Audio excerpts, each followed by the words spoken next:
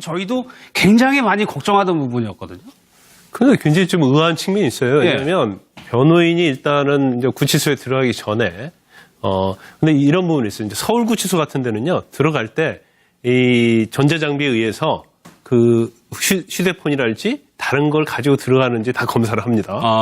그런데 남부구치소에서는 변호사 스스로 본인의 양심에 의해서 거기 교도관이 물어보죠. 뭐 네. 휴대폰이나 아니면 담배 라이터 있습니까? 그러면 아니 없습니다 하면 그냥 들여보내줘요. 검사는 따로 안 하고. 그렇죠. 그러니까 남부구치소는 이제 변호사의 어떻게 보면 판단, 양심에 맡기는데 서울구치소는 전자장비를 다 조사를 하거든요. 그러니까 지금 최순실 씨가 남부구치소에 있기 때문에 예. 아마 그 변호사가 휴대폰을 들고 간 것 같아요. 근데 예. 내가 볼 때는 아마 최순실 씨가 그 전에 좀 내가 통화 좀 하게 해줘라. 그렇겠죠. 예. 그런 식으로 부탁했을 가능성이 크다는 거죠. 그러면 예. 남부구치소 안에 이제 변호인들이 접견할 수 있는 방이 쭉쭉쭉 있는데 그 안에서 뭐 교도관들이 왔다 갔다 많이 하지 않습니다. 그런 상황에서 본인이 휴대폰을 고의적으로 가져간 거라고 볼 수 있는 거예요. 그래서 네. 휴대폰을 넘겨줬고 통화를 한 2번 정도 하다가 그걸 들켰고 근데 교도관들이 이제 그런 걸 적발을 하면 예. 검사한테 보고를 하도록 돼 있어요. 더군다나 이 사건은 국정농단과 같은 큰 사건이기 때문에 근데 검사가 법정에서 이런 일 재발하지 않도록 해주라.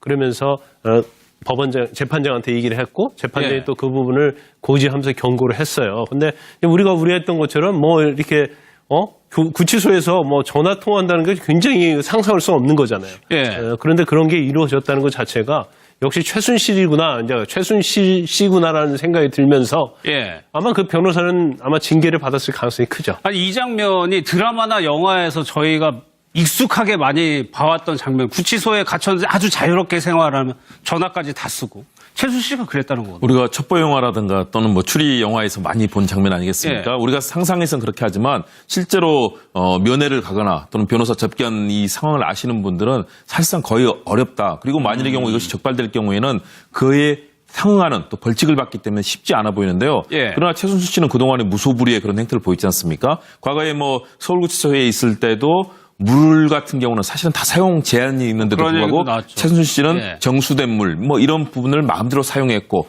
또 이감됐을 때도 독방의 크기도 작다라고 불편하다고 해서 옮겨달라고 하고 또 법정에 출정하는데도 굉장히 불편을 토로해서 결국은 남부구치소에서 또 새로 생긴 또 구치소로 이감한다. 지금 그 얘기 나왔지 않습니까? 이런 흐름들을 계속 본다면 최순실 씨는 역시 박 전 대통령을 좌지우지 사실은 예. 농락했던 것처럼 지금도 본인의 막강한 영향력 그 예. 영향력이 어디서 출발하는지는 잘 모르겠습니다. 박 전 대통령과 뭐 변호인들 관련자인지 모르겠지만 그러나 최순실 씨가 이렇게 휴대폰을 사용할 수 있다는 생각을 했다는 것 자체 사실은 구치소에 있는 분으로서는 상상하기 어려운 일인데 예. 이런 상황에 대해서는 최순실 씨가 가지고 있는 그 막강한 카리스마, 영향력 또 전체를 움직이는 그런 힘 같은 거 이런 부분이 아직도 살아있는 것 아닌가 느낌이 이게 듭니다. 적발이 2번이지 2번 이상이라는 얘기예요. 저는 그래도요. 예.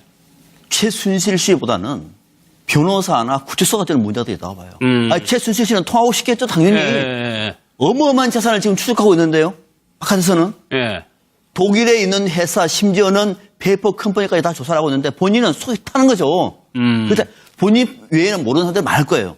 내용이 어떻게 되고 있는지를 정리할 게 지금 한두 개가 아니에요. 예. 그러면은 당연히 구치소가 어떻게 됩니까? 최순실 씨를 면회하러 갈 때는 철저하게 점검을 했어야 되는 거죠. 그러네요. 예. 그런데 그 자리에서 휴대폰을 주고 통화할 때까지 구치소는 뭐 했습니까, 그러면? 그냥 구경만 했어요, 이렇게? 그것도 2번씩이나? 저 그것도 문제고. 예. 변호사도 최순실 씨가 지금 구속돼서 주변에 다른 어떤 증거 조작이라든지 증거 은폐와 관련해서 말들이 많았거든요. 예. 그걸 뻔히 알면도 불구하고 그리고 변호사는 친분이 그 안에 구치소 안에 규칙을 누구도 잘 아는 사람입니다. 그걸 알면서도 그냥 슬쩍 준 겁니까? 또 빨리 통하시라고? 예. 이 변호사가 맞습니까?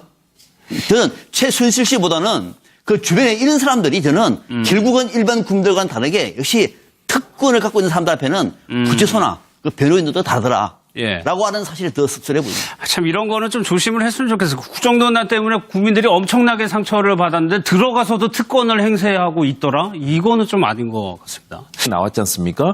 이런 흐름들을 계속 본다면 최순실 씨는 역시 박 전 대통령을 좌지우지 사실은 예. 농락했던 것처럼 지금도 본인의 막강한 영향력 그 예. 영향력이 어디서 출발하는지는 잘 모르겠습니다. 박 전 대통령과 뭐 변호인들 관련자인지 모르겠지만 그러나 최순실 씨가 이렇게 휴대폰을 사용할 수 있다는 생각을 했다는 것 자체 사실은 구치소에 있는 분으로서는 상상하기 어려운 일인데 예. 이런 상황에 대해서는 최순실 씨가 가지고 있는 그 막강한 카리스마, 영향력, 또 전체를 움직이는 그런 힘 같은 거 이런 부분이 아직도 살아있는 것 아닌가 느낌이 이게 듭니다. 적발이 2번이지 2번 이상이라는 얘기예요. 저는 그래도요. 예.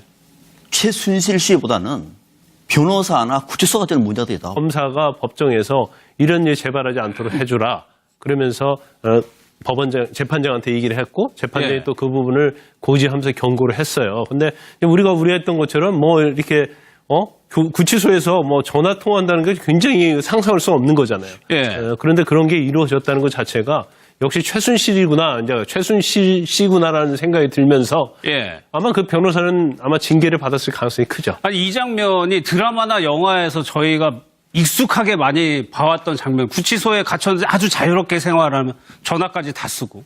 최순실 씨가 그랬다는 거거든요. 우리가 첩보 영화라든가 또는 뭐 추리 영화에서 많이 본 장면 구치소는 전자장비로 다 조사를 하거든요. 그러니까 지금 최순실 씨가 남부구치소에 있기 때문에 예. 아마 그 변호사가 휴대폰을 들고 간 것 같아요. 근데 예. 내가 볼 때는 아마 최순실 씨가 그 전에 좀 내가 통화 좀 하게 해줘라. 그렇겠죠. 근데 예. 그런 식으로 부탁했을 가능성이 크다는 거죠. 그러면 예. 남부구치소 안에 이제 변호인들이 접견할 수 있는 방이 쭉쭉쭉 있는데 그 안에서 뭐 교도관들이 왔다 갔다 많이 하지 않습니다. 그런 상황에서 본인이 휴대폰을 고의적으로 가져간 거라고 볼 수 있는 거예요. 그래서 네.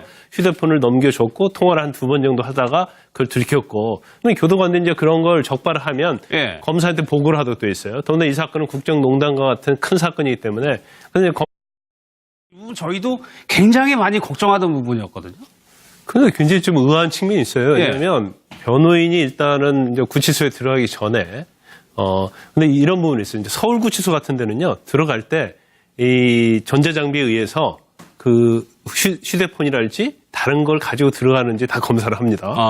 그런데 남부구치소에서는 변호사 스스로 본인의 양심에 의해서 거기 교도관이 물어보죠. 뭐 예. 휴대폰이나 아니면 담배 라이터 있습니까? 그러면 아니 없습니다 하면 그냥 들여보내줘요. 검사는 따로 안 하고. 그렇죠. 그러니까 남부구치소는 이제 변호사의 어떻게 보면 판단, 양심에 맡기는데 서울구치소 아니겠습니까? 우리가 상상해서는 그렇게 하지만 실제로 면회를 가거나 또는 변호사 접견 이 상황을 아시는 분들은 사실상 거의 어렵다. 그리고 만일의 경우 이것이 적발될 경우에는 그에 상응하는 또 벌칙을 받기 때문에 쉽지 않아 보이는데요. 예. 그러나 최순실 씨는 그동안에 무소불위의 그런 행태를 보이지 않습니까? 과거에 뭐 서울구치소에 있을 때도 물 같은 경우는 사실은 다 사용 제한이 있는데도 그런 불구하고 얘기도 나왔죠. 최순실 씨는 예. 정수된 물 뭐 이런 부분을 마음대로 사용했고 또 이감됐을 때도 독방의 크기도 작다라고 불편하다고 해서 옮겨달라고 하고 또 법정에 출정하는데도 굉장히 불편을 토로해서 결국은 남부구치소에서 또 새로 생긴 또 구치소로 이감한다. 지금 그 얘기